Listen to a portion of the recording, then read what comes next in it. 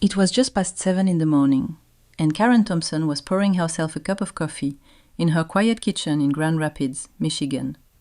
A typical Tuesday. Crisp October air, golden morning light spilling in through the blinds. And then, her phone buzzed.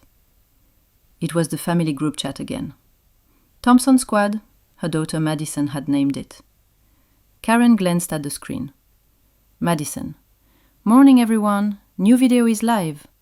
This one's about my morning routine as a content creator. Check it out and please like and comment. Karen let out a small sigh. This was the third video link this week, and it was only Tuesday. Karen, 46 years old, worked at an insurance office. Her life was quiet, predictable. She liked it that way. No social media, no drama. Just her job and her 2 daughters. Madison, the oldest, was 21, creative, ambitious, and lately completely consumed by YouTube. She'd always had big dreams. Stop-motion videos as a kid, film projects in high school, and now Maddie's Moments, her lifestyle vlog channel. At first, Karen was proud. Great job, sweetie. So proud of you. She left those comments. She hit the like button. But things changed. The video links became constant.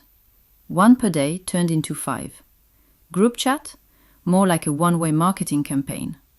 Birthday photos, vacation updates, all buried under new video up messages. And then came the tags. @mom, @Emily, @Aunt Deborah. Don't forget to turn on notifications. Even Aunt Deborah, who barely knew how to unlock her phone, Karen started feeling used. Like her only role was to boost views, to comment, to share, to help her daughter beat the algorithm. Last week, Madison posted a video titled "Why Family Support Matters for Small Creators." In it, she showed screenshots of their group chat, Karen's own messages, her encouragement, put on display, without asking. She felt exposed, like a prop in someone else's performance. So that Tuesday morning, Karen didn't click the link. She picked up her mug, sipped her coffee slowly. The sun climbed higher. The May man passed by. Normal people living normal lives. Her phone buzzed again. Madison. Mom, you there? Did you see the link? Karen stared at the screen. Typed a reply. Deleted it. Typed again. Deleted again.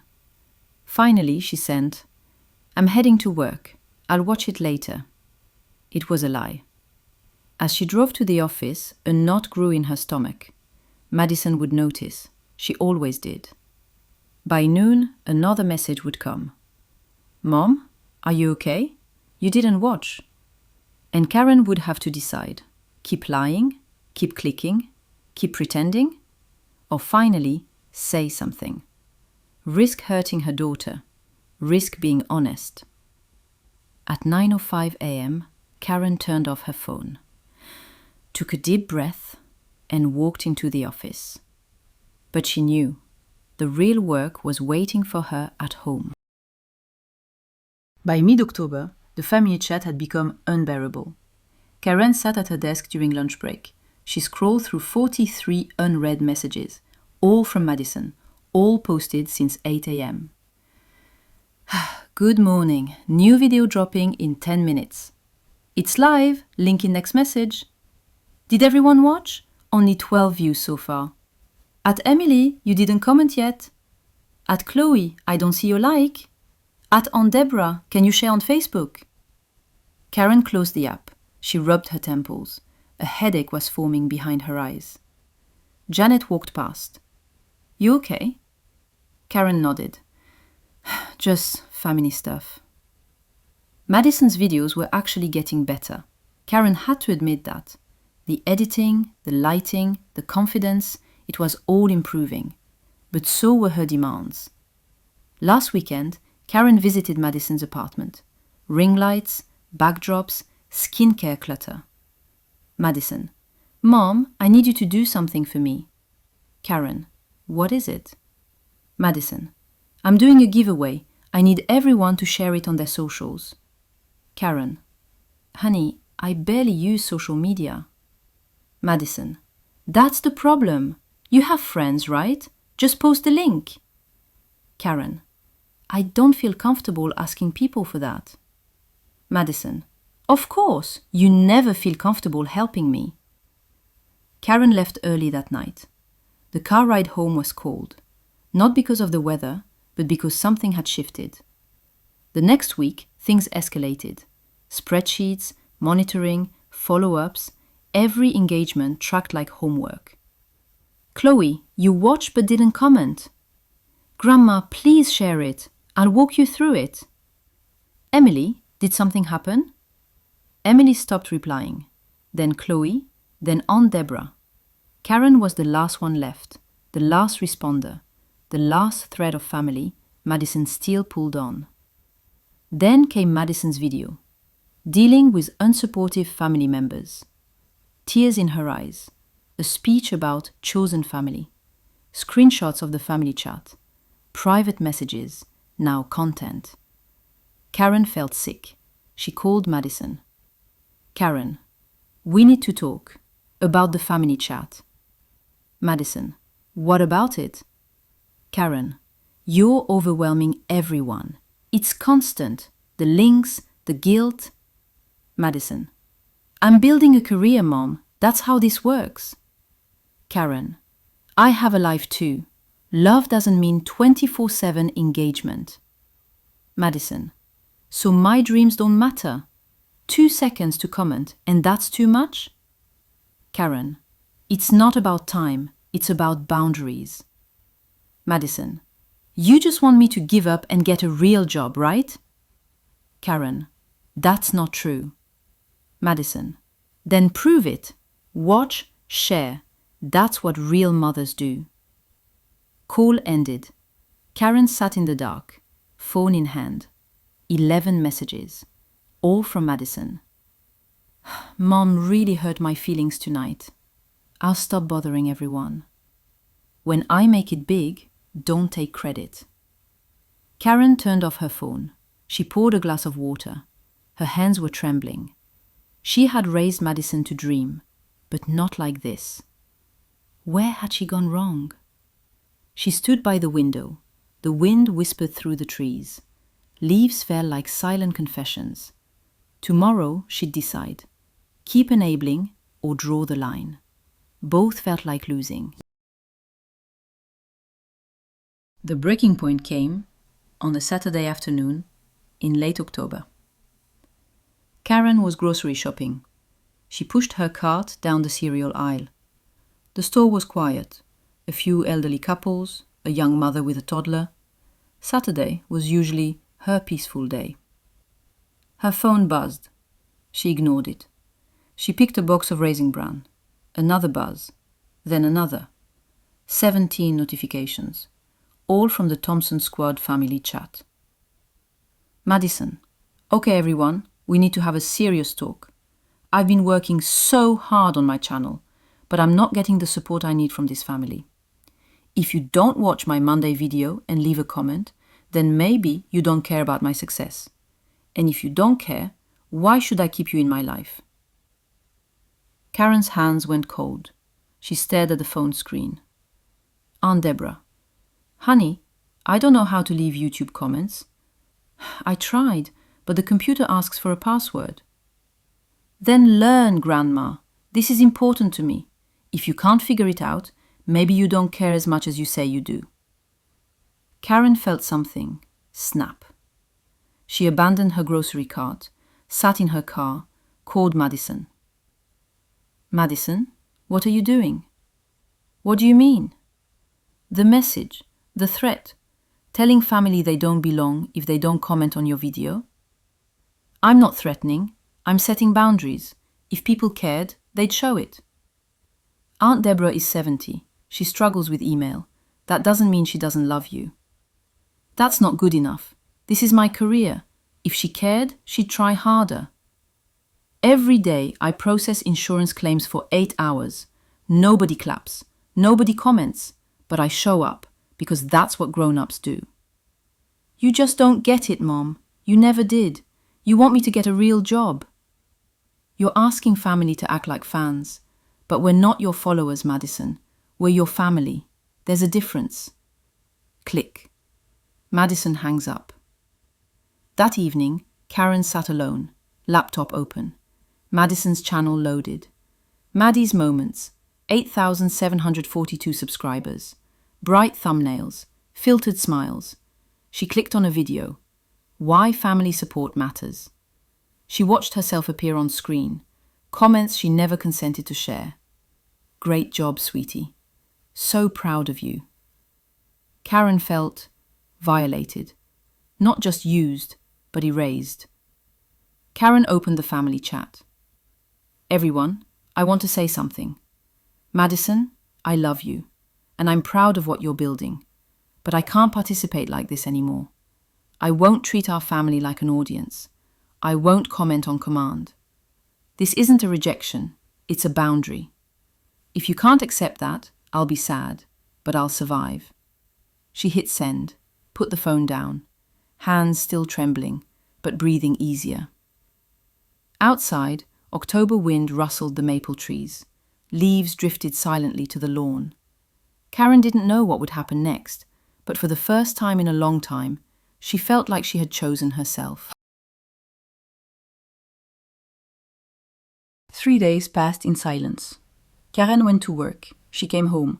She ate dinner alone. She watched TV, without really watching. Her phone stayed quiet. The Thompson Squad chat had no new messages. Madison had gone silent. So had everyone else. Karen checked the chat every few hours. She didn't know what she was hoping for. An apology? An explosion? Some sign that her message had been received? Nothing came. On Wednesday evening, Karen made tea, Earl Grey with honey. She sat at her kitchen table. The house felt too quiet. She missed the constant buzzing of her phone. Even though it had driven her crazy, it had been a connection. Now there was nothing. She opened her laptop. Against her better judgment, she navigated to Madison's YouTube channel. A new video had been posted that morning. The thumbnail showed Madison sitting on her bed. Her eyes were red. No makeup, no ring lights. The title read, I need to talk about something. Karen hesitated. Then she clicked play. Madison looked different in this video. She wasn't performing. She wasn't bright and bubbly. She sat cross-legged on her unmade bed. Her hair was in a messy bun. She wore an old college sweatshirt.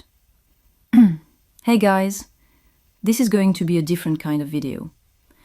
I've been thinking a lot about how I've been acting lately, and I need to be honest with you all, and with myself. Karen leaned closer to the screen. A few days ago, I posted a video asking for family support. I was proud of it. I thought I was being vulnerable, honest. But then I read some of the comments. Madison pulled her laptop into the frame. She scrolled. Someone wrote, "Why are you forcing your family to comment? This feels desperate." And that hit me, hard. She set the laptop aside. Another person said, "Family support should be genuine, not demanded." And they were right. I've been treating my family like a marketing tool. Her voice cracked slightly. My mom set a boundary with me. She told me she loved me, but couldn't participate in the way I was asking. And I got so angry. I felt betrayed, like she didn't believe in me. Madison wiped her eyes with her sleeve. But she was right. Love isn't measured in views and comments. Family isn't obligated to be your promotional team. I was so focused on growing my channel that I forgot what actually matters. Karen felt tears sliding down her own cheeks. So I'm taking a break. I need to figure out why I'm doing this. Is it because I love creating content?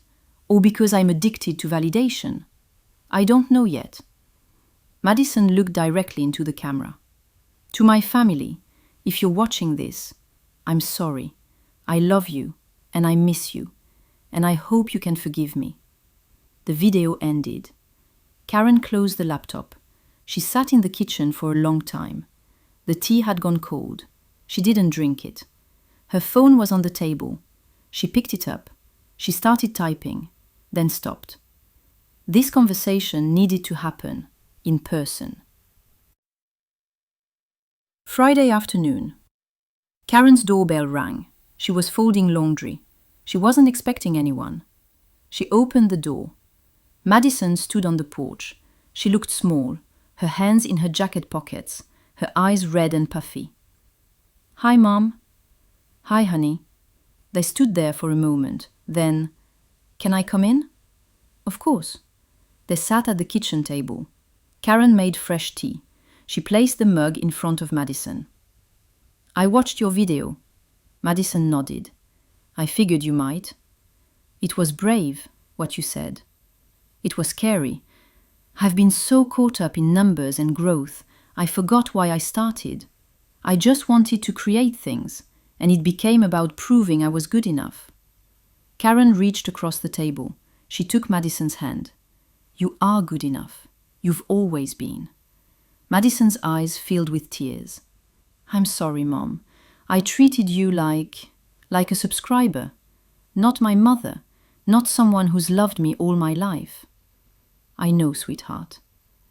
"Aunt Deborah doesn't need to comment. Emily has a baby. Chloe's in nursing school. And you've been working hard your whole life. And I never saw that."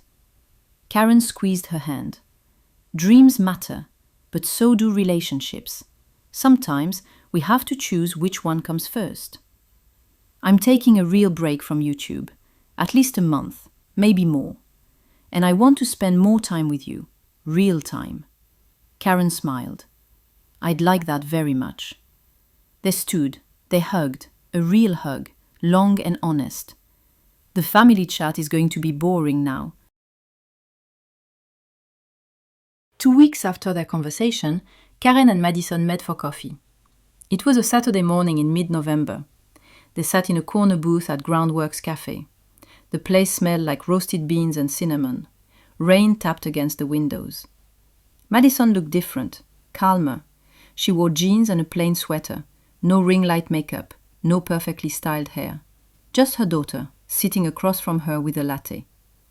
"I've been thinking," Madison said. She wrapped both hands around her cup. "About what real support looks like." Karen stirred her coffee. She waited. "I realized I never asked you what kind of support you could actually give. I just demanded everything and called it love." "You were excited about your work. That's understandable." Madison shook her head. "No, Mom. There's a difference between excitement and entitlement. I crossed that line a long time ago." She looked out the window. Rain streaked down the glass. "I want to try again, but differently this time."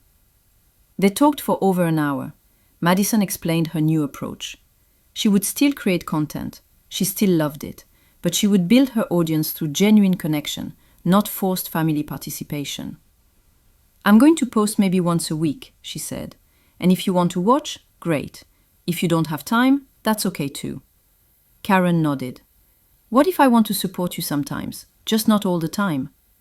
"Then that's perfect, because that's real, that's honest." They created what Madison called family boundaries, simple rules that respected everyone's time and autonomy. No more than one link per week in the family chat. No tagging people who hadn't explicitly agreed. No tracking who watched or commented. No guilt trips, ever. "And if I break these rules," Madison said, "you have permission to call me out, immediately." Karen smiled. "I will." "I know you will. That's why this might actually work." Madison pulled out her phone. She showed Karen her new content calendar. Instead of daily uploads, she planned one thoughtful video per week. Instead of chasing trends, she would create what genuinely interested her. "I talked to some of my actual viewers, the ones who've been watching since the beginning. They said they'd rather see one good video a week than 5 mediocre ones." That sounds wise. It's terrifying, honestly. Slowing down feels like giving up. But maybe, she paused, maybe that's just the addiction talking. Karen reached across the table. She squeezed Madison's hand. "I'm proud of you, for recognizing that, for changing." Madison's eyes filled with tears, but she smiled through them. "I couldn't have done it without you drawing that line. As much as it hurt, I needed it. The family dinner happened the following Saturday. Everyone came. Emily brought her baby. Chloe took a break from studying. Even Aunt Deborah made the drive from her assisted living facility. They gathered at Karen's house. The dining table was set with mismatched plates and cheerful napkins. Karen had made lasagna. Madison brought salad and breadsticks. There were no phones on the table. No one mentioned YouTube. They just talked. About Emily's sleepless nights with the baby, about Chloe's upcoming exams, about Aunt Deborah's bingo wins at the senior center. Normal family things. At one point, Emily's baby started crying. Madison immediately stood up. "Can I hold her?" Emily passed the baby over. Madison rocked her gently. She made soft, shushing sounds. The baby quieted.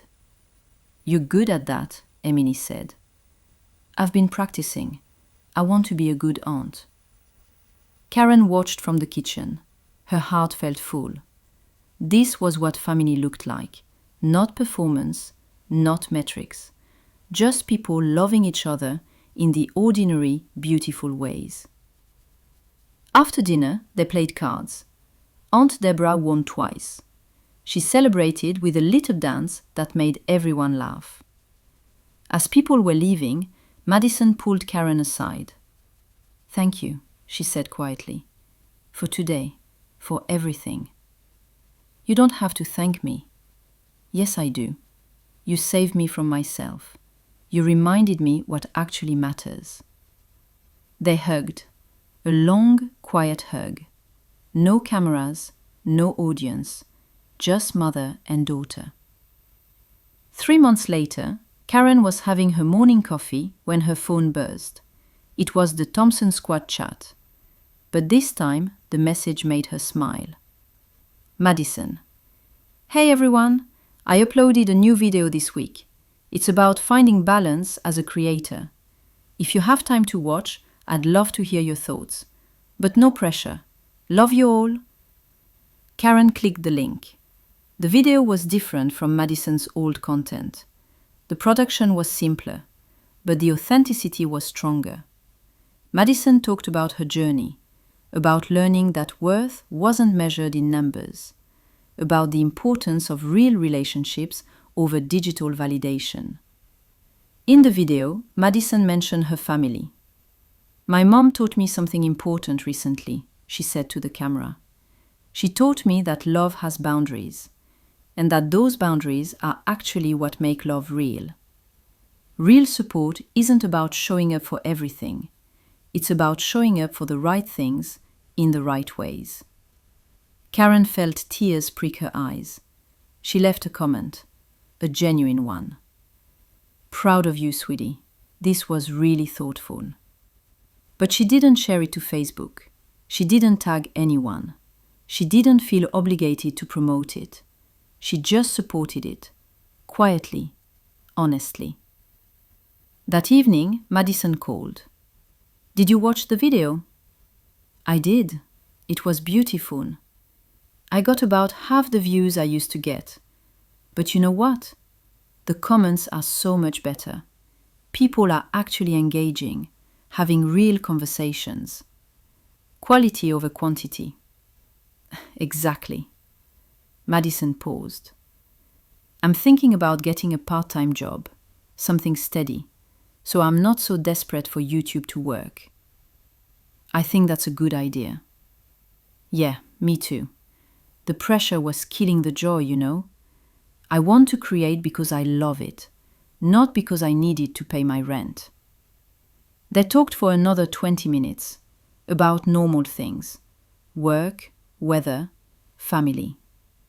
When they hung up, Karen sat in her living room, the November darkness pressed against the windows.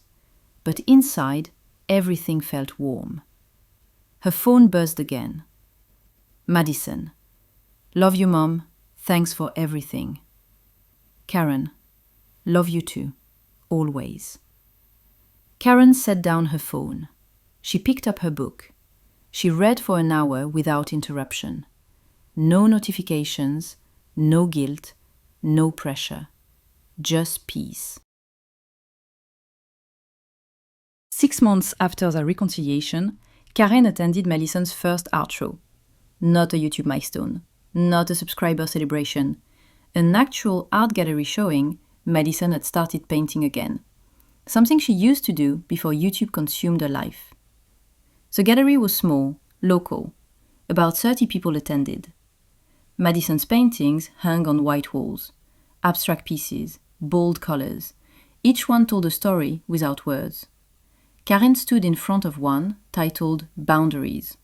It showed two figures, close but separate, connected but distinct. It was beautiful. "What do you think?" Madison appeared beside her. "I think it's perfect. It's about us, about what we learned." Karen put her arm around her daughter's shoulders. "You know what I realized?" Madison said softly. "YouTube was never the dream. Creating was a dream. I just got confused about what form it should take. And now? Now I create because it makes me happy, not because I need validation, not because I'm chasing numbers, just because." Someone approached to ask Madison about a painting.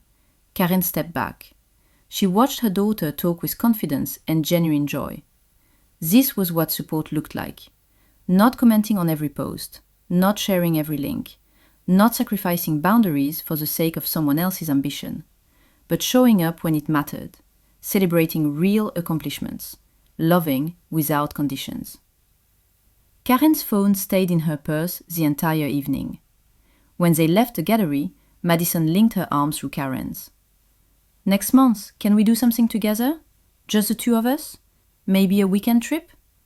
"I'd love that. No cameras, no content. Just us." "Perfect." They walked to their cars. The spring air was cool and fresh. Street lights cast warm pools on the sidewalk. Karen thought about how close they'd come to losing each other, how easily love could be mistaken for obligation, how important it was to know when to hold on and when to let go. The Thompson Squad Chat still existed, but it had transformed into what it should have been all along, a place for family to connect, to share life, to love each other without demands. Sometimes Madison posted video links, maybe once a month, and sometimes Karen watched them, when she had time, when she wanted to. And that was enough. Because real support wasn't about being everything to someone. It was about being something true. Real support meant celebrating victories without creating them. It meant loving people for who they were, not what they could do for you. It meant understanding that sometimes the most important word in a relationship was no. Karen drove home through the quiet streets of Grand Rapids. Her house waited for her, small and modest and perfectly hers. She made tea. She sat at her kitchen table. She looked out the window at the darkening sky. Her phone was silent, and that silence was full of love.